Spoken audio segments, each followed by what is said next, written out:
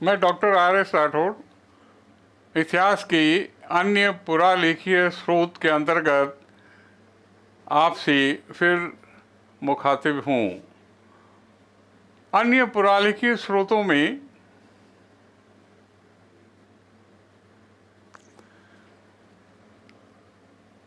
हम सर्वप्रथम ताम्र पत्रों के संबंध में कुछ जानकारियाँ प्राप्त करेंगे। राजा महाराजाओं द्वारा, रानियों द्वारा, जमींदारों और सामंतों द्वारा और श्रेष्ठी वर्ग के लोगों द्वारा भूमि को दान देने की एक परंपरा प्राचीन और मध्यकाल में प्रचलित रही थी। इन्हीं भूमि दान को जब स्थायी रूप में किसी को दान दिया जाता था तो इन सभी वर्गों द्वारा उनको लिखित रूप में ताम्रपत्र के रूप में अभिहित किया जाता है। राजस्थान में इन लोगों द्वारा जिनको भी यह स्थायी भूमि दान के रूप में प्रदान की जाती थी, वहाँ के शासक उनको ताम्रपत्रों के अंतर्गत समेटकर उनको प्रदान करते थे। तो निश्चित रूप से यह ताम्रपत्र, जिसमें हम सर्वप्रथम आहड़ के ताम्रपत्र,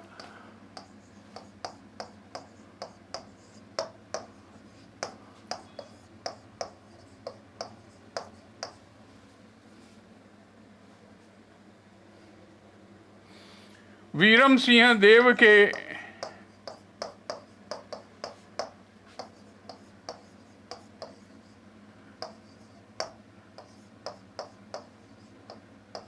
ताम्रपत्र वागड़,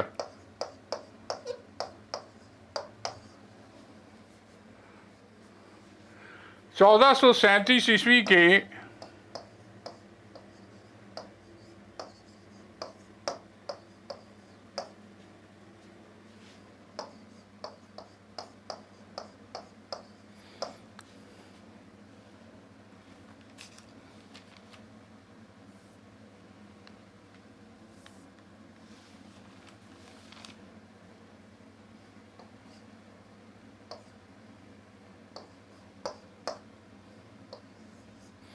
खैरोदा के ताम्रपत्र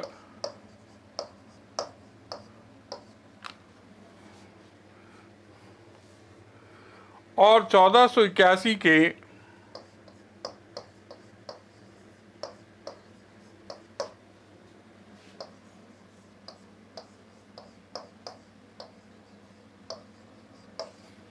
चीकली के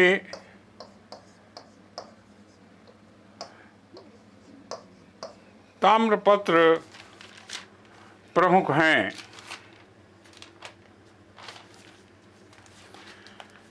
ये सभी ताम्रपत्र उस काल में भूमि के स्थायी दान को इंगित करते हैं।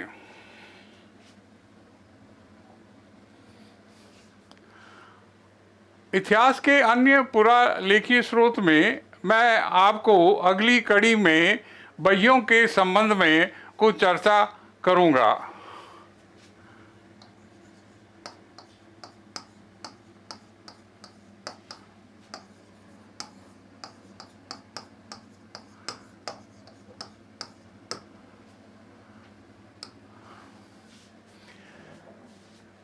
इन बहियों में उस काल के शासकों द्वारा अपना ऐतिहासिक विवरण प्रस्तुत किया जाता था, लिखा जाता था। उस काल के दरबारी लेखक इन बहियों को लिखकर पूर्ण करते थे और उस काल के शासकों, राजाओं, राजा रानियों और उस काल के सभी तरह के सरकारी आदेश इत्यादि का लेखन करते थे।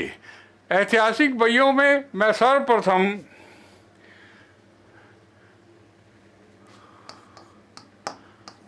हकीकत बही,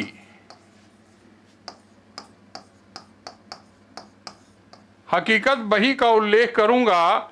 इस हकीकत बही में राजा की दिनचर्या का वर्णन किया जाता था और दरबारी लेखक उसमें राजा की प्रातःकाल से लेकर रात्रि तक सभी क्रियाओं का उल्लेख करते थे। ऐतिहासिक बहियों के अंतर्गत हकीकत बही के पश्चात मैं दूसरी बही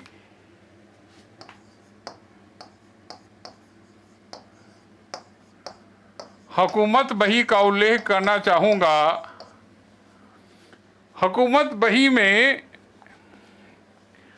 शासकीय आदेशों की नकल अर्थात उसकी शासकीय प्रतिलिपि रखी जाती थी और इसमें एक शासक या राजा द्वारा अपना शासन अर्थात हुकूमत चलाने के लिए जो विभिन्न प्रकार के सरकारी आदेश निकलते थे वह इसमें सुरक्षित रहते थे। वह लिखित रूप में एक प्रतिलिपि, एक कॉपी या आप कहें उसकी एक नकल के रूप में रहती थी। आज हम इस आधुनिक काल में इसको हम पीसी यानी फोटो कॉपी भी कह सकते हैं। तो यह नकल उस काल के शासक की हुकूमत के सरकारी आदेशों का एक उल्लेख मात्र था। बहियों के इस अगली कड़ी में मैं तीसरी कड़ी खरीता बही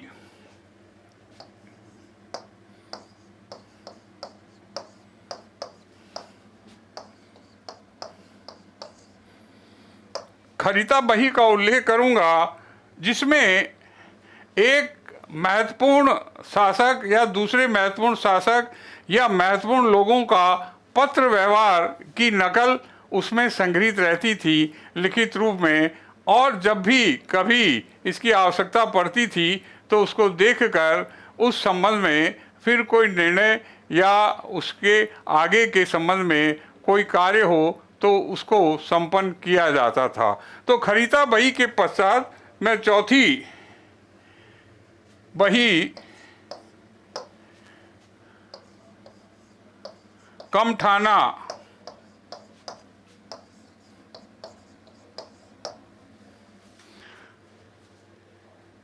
कमठाना बही जैसा नाम से ही स्पष्ट है, इस बही में कमठा यानी रोजाना जो किसी भवन निर्माण का कार्य होता है ये उससे संबंधित थी। कमठाना बही में एक राजा के द्वारा जितने भी भवन अर्थात स्थापत्य कला से संबंधित जितने भी निर्माण कार्य किए जाते थे उसका एक सरकारी रिकॉर्ड, उस पर कितना व्यय हुआ, उसका निर्माण कार्य कब प्रारंभ हुआ, उसका भवन का निर्माण कार्य कब पूर्ण हुआ और कब वह एक सार्वजनिक रूप में उपयोग में आने लगा। तो कमठाना बहियों में उस काल के स्थापत्य कला पर कितना व्यय हुआ है उसका एक हिसाब किताब इसमें रखा जाता था। तो निश्चित रूप से ये बहियाँ उस काल के यानी तत्कालीन राजाओं के स्थापत्य कला से संबंधित सारे व्यय को इंगित करती हैं।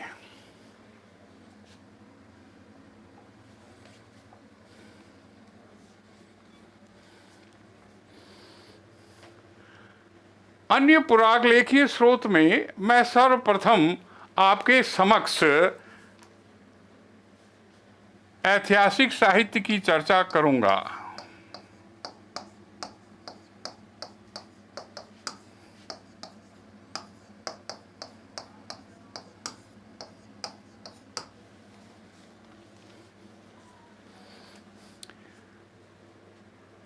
प्राचीन काल, मध्यकाल के इस पूरे संपूर्ण काल में हम ये देखें कि विभिन्न प्रकार का साहित्य रचा जाता था, किंतु ऐतिहासिक साहित्य जिसे हम एक श्रृंखला एक क्रम में उस काल के शासकों, राजाओं के वंशानुक्रम इत्यादि का वर्णन देखते हैं और उसकी पुष्टि अन्य साहित्य के ऐतिहासिक साहित्य के ग्रंथों से भी होती है।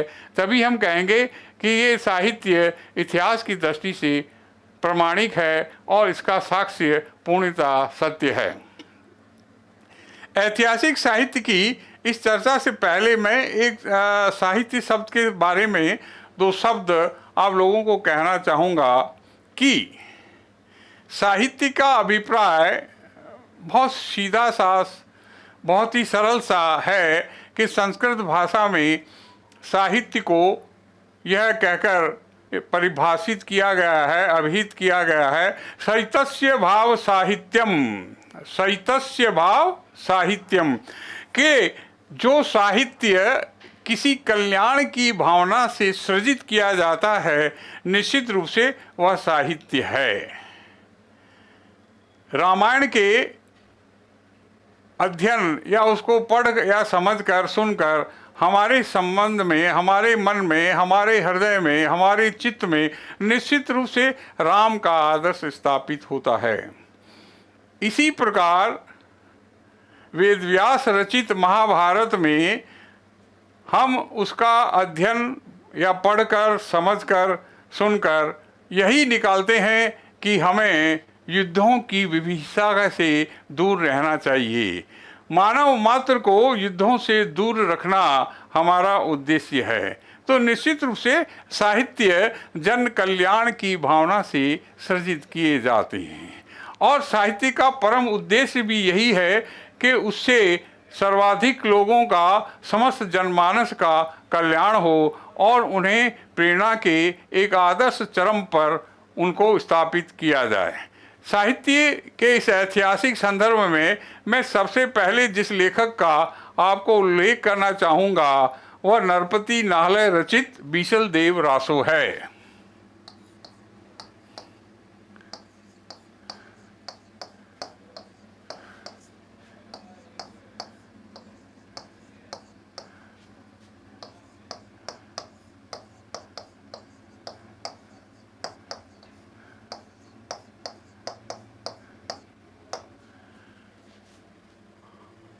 और तथा दूसरा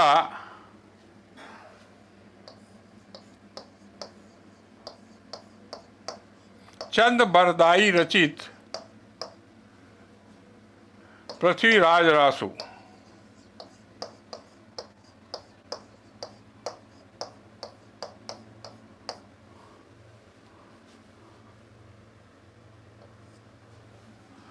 निश्चित रूप से इतिहास के कालक्रम में यह रासो साहित्य ऐतिहासिक श्रृंखला को अपने सृजन का आधार बनाता है।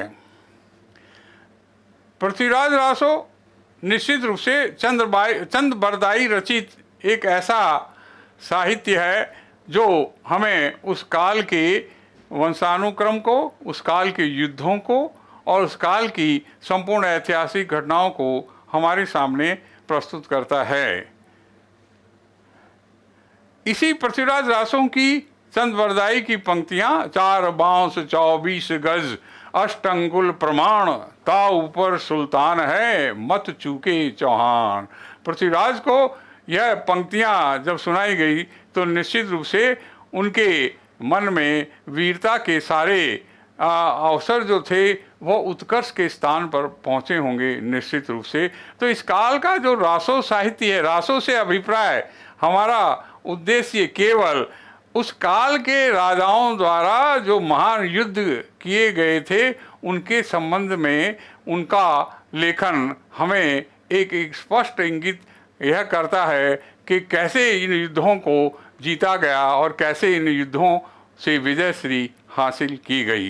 रासो साहित्य केवल किसी राजा या शासक की अन्य गतिविधियों का उल्लेख मात्र नहीं है। तो रासो साहित्य इतिहास में जो राजस्थानी भाषा में लिखे गए विशेष रूप से वे निश्चित रूप से आप ये कहें पिंगल भाषा में रचित ये साहित्य हमें उस काल के अन्य सभी घटनाओं का एक प्रामाणिक उल्लेख भी प्रदान करते हैं। इस साहित्य की अगली कड़ी में मैं आपके सामने सर्वप्रथम जयानक रचित पृथ्वीराज विजय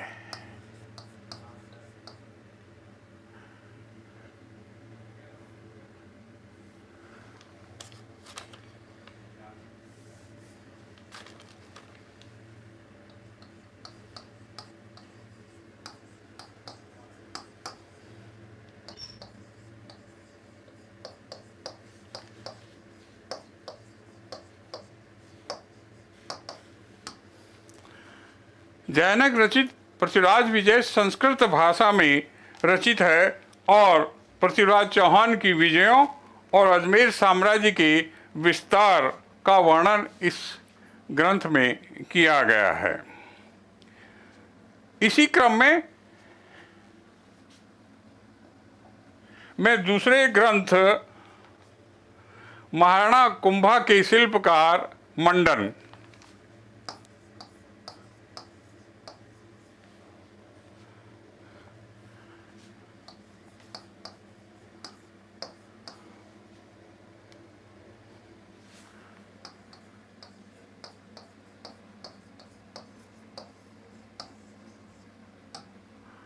राजवल्लभ का उल्लेख करना चाहूँगा, जिसके अंतर्गत निर्माण और भवन निर्माण सामग्री पर व्यापक प्रकाश डाला गया है। हम ये जानते हैं कि राजस्थान जो पूर्व में, जो प्राचीन काल में रियासती राजाओं द्वारा शासित होता था और उस काल में स्थापत्य कला के जितने भी भवन निर्माण और किले और दुर्ग बनाए गए वे निश्चित रूप से सुदृढ़ बनाए गए थे और उनको बनाने के लिए वास्तव में एक बहुत ही वास्तुकला का उल्लेख हमें इन ग्रंथों में मिलता है।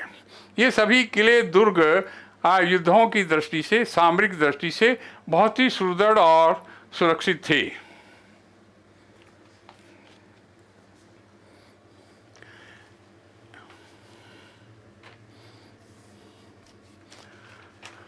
इसी कड़ी में अगला ग्रंथ में कान्हा व्यास रचित एकलिंगी महात्म्य।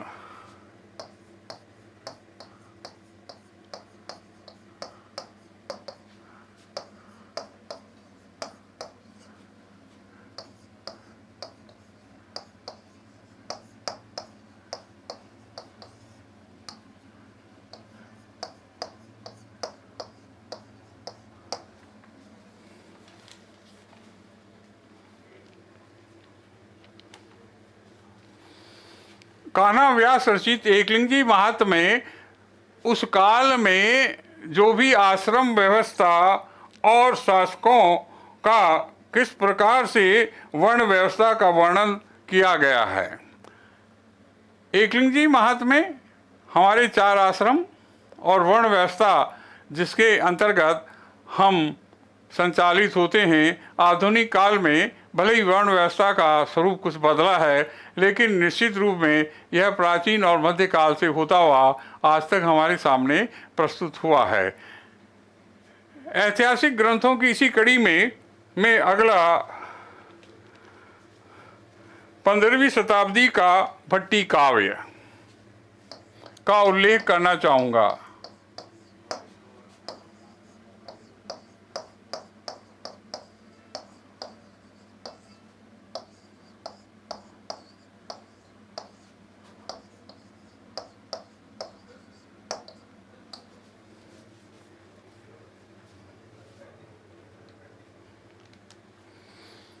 भट्टी काव्य में जैसलमेर राज्य तथा उससे पहले आप ये कहें कि लोथरवा और उस राज्य में निर्मित विभिन्न निर्माण कार्य और उनकी उपलब्धियां क्या रही, उस पर व्यापक प्रकाश इस ग्रंथ में डाला गया है। इतिहास की इसी कड़ी में अगला सदाशिव रचित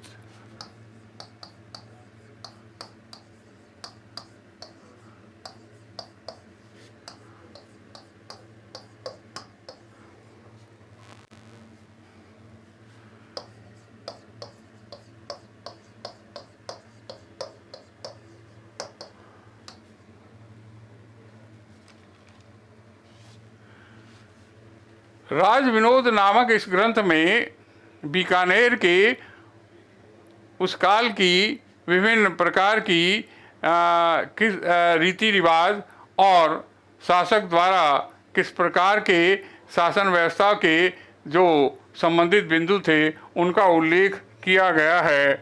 और इसके साथ ही राज विनोद में उस काल में विभिन्न आमोद प्रमोद के जो भी साधन थे उन पर भी प्रकाश डाला गया है।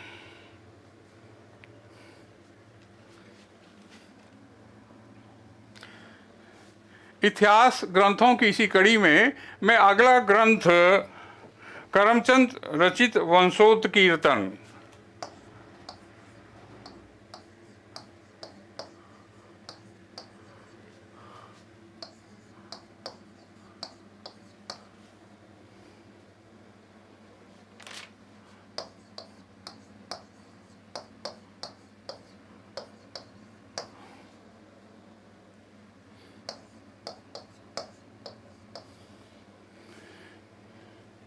की करमचंद रचित वंशोत्कीर्तन का उल्लेख करना चाहूँगा। इस ग्रंथ में बीकानेर राज्य के विस्तार पर व्यापक रूप से प्रकाश डाला गया है।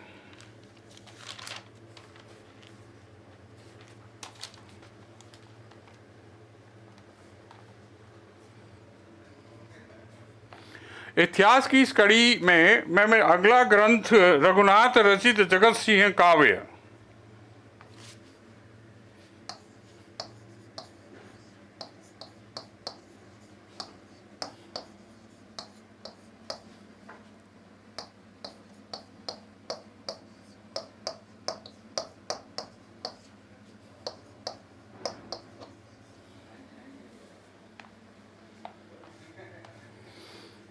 रघुनाथ रचित जगत सिंह काव्य में मेवाड़ के शासक जगत सिंह की उपलब्धियों का वर्णन किया गया है।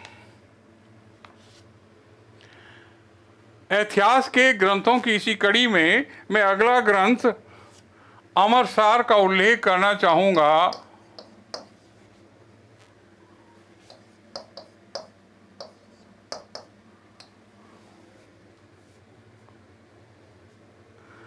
अमरसार ग्रंथ में महाराणा प्रताप, अमर सिंह और करण सिंह के संबंध में व्यापक रूप से प्रकाश डाला गया है।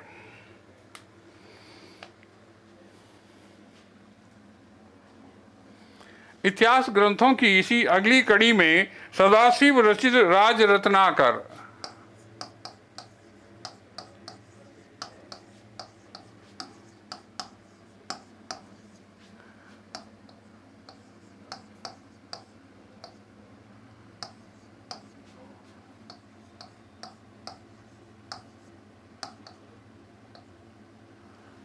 सदाशिव रचित राज रत्नाकर ग्रंथ में मेवाड़ के विभिन्न शासकों के संबंधित जानकारी प्रदान की गई है। इसी क्रम में मैं अगला ग्रंथ अमर काव्य वंशावली का उल्लेख करना चाहूँगा।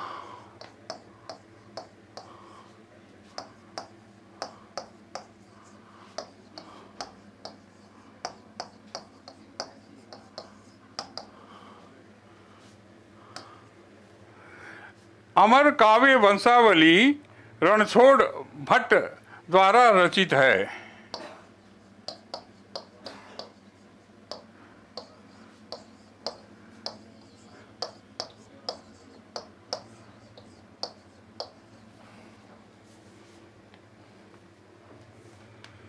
और इस काव्य में बप्पा रावल से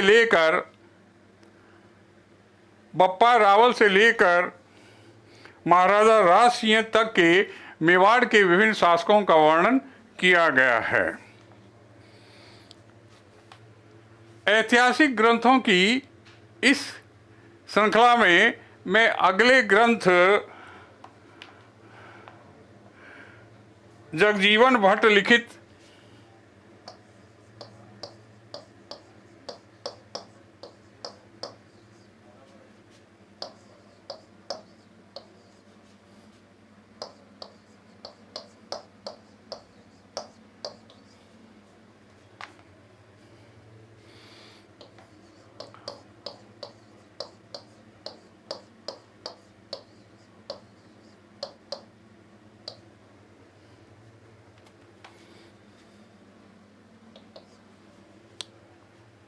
जगजीवन भट्ट लिखित अजितोदय का उल्लेख अवश्य करना चाहूँगा।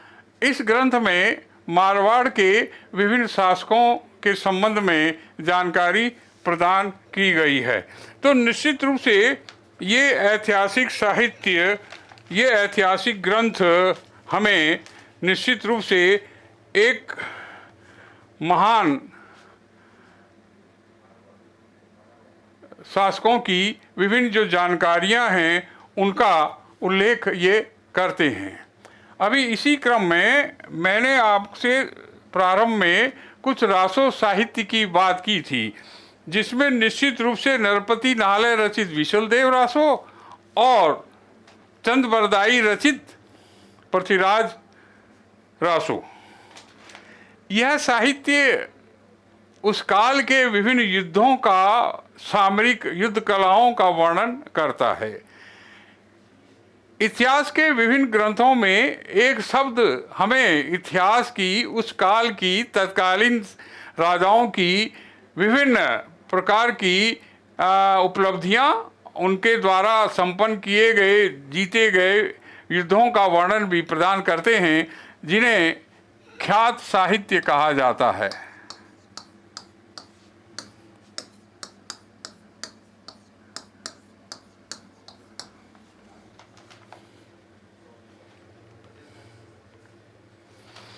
ख्यात साहित्य राजस्थानी भाषा में रचित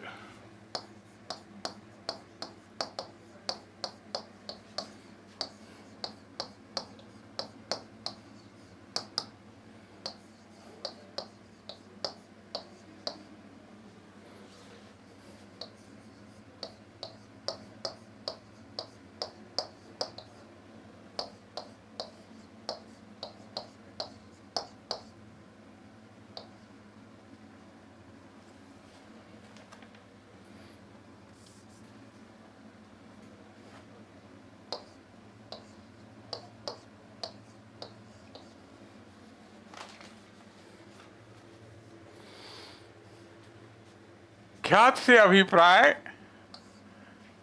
इतिहास परख ग्रंथ,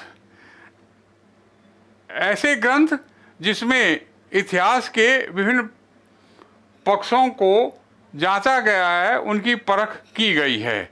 निश्चित रूप से इनमें हम सर्वप्रथम किसी ऐतिहासिक ग्रंथ की या ख्यात की बात करें तो उसमें पहला नाम हमारे समक्ष मुंडियार री ख्यात,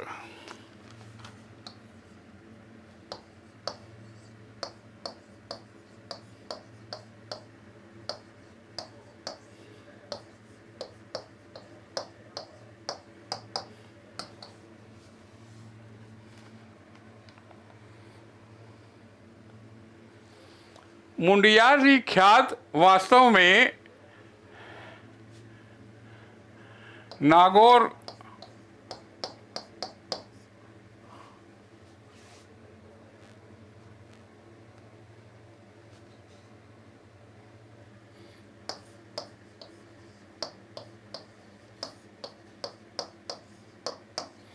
मुदियाड़ के चारण साहित्यकारों द्वारा रचित यह ख्यात वास्तव में अपना एक अलग स्थान रखती है और इस ख्यात में उस काल के शासक राव सिंह से लेकर जसवंत सिंह तक का वर्णन किया गया है। हम जानते हैं कि मारवाड़ में राव जोधा के जोधपुर बसाने से पहले मंडोर में राव सिंह ने आक्रमण करके अपना साम्राज्य की स्थापना करने की थी और राव सिंह के ही इसी क्रम में आगे चलकर हमें राव जोधा द्वारा 1459 में मेहरानगढ़ किले का निर्माण कराकर इस नगर की स्थापना की गई थी। तो मुंडियार ख्यात वास्तव में उस काल के जो चारण साहित्यकार थे उन्होंने इसको रचा था और यह ख्यातों में सर्वप्रथम हमें इतिहास के विभिन्न पक्षों पर प्रकाश डालती है।